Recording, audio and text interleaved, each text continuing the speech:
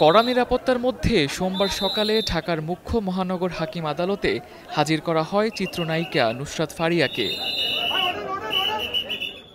বৈষম্য বিরোধী আন্দোলনে ভাটারা থানার হত্যাচেষ্টা মামলায় তাকে কারাগারে আটকের আবেদন করে পুলিশ। তবে জামিন আবেদন করেন নুসরাতের আইনজীবী। শুনানি শেষে এই চিত্রনায়িকাকে কারাগারে পাঠানোর আদেশ দেন আদালত। একই সাথে জামিন শুনানির তারিখ ঠিক করেন আগামী 22 মে বৃহস্পতিবার।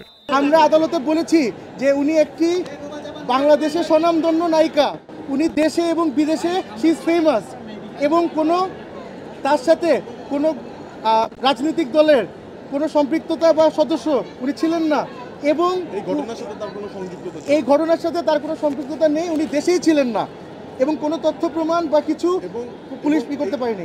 আড্ডা হবে আমার সাথে লাইভে। অভিনেত্রী নুসরাত ফারিয়ার গ্রেপ্তার বিষয়ে ফেসবুক স্ট্যাটাসে সংস্কৃতি উপদেষ্টা মুস্তাফা সরোয়ার ফারুকী বিব্রতকর বলে মন্তব্য করেন। কিন্তু স্বরাষ্ট্র উপদেষ্টা অবসরপ্রাপ্ত লেফটেন্যান্ট জেনারেল মোহাম্মদ জাহাঙ্গীর আলম চৌধুরী বলেন, এটি তার ব্যক্তিগত মতামত।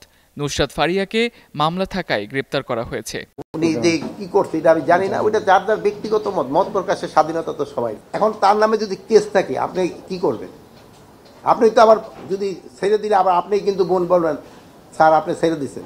গেল রোববার থাইল্যান্ড যাওয়ার পথে হজরত শাহজালাল আন্তর্জাতিক বিমানবন্দর থেকে গ্রেপ্তার হন চিত্রনায়িকা নুসরাত ফারিয়া।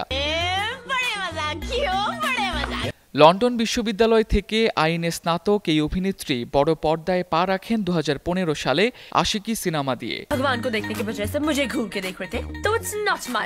গেল 10 বছরে তার অভিনীত সিনেমা মুক্তি পেয়েছে 16টি, যার সর্বশেষ ছবি ছিল মুজিব, একটি জাতির রূপকার। সিনেমাটিতে শেখ হাসিনার চরিত্রে অভিনয় করেছিলেন তিনি। Tamjid Ahmed, star news, Dhaka.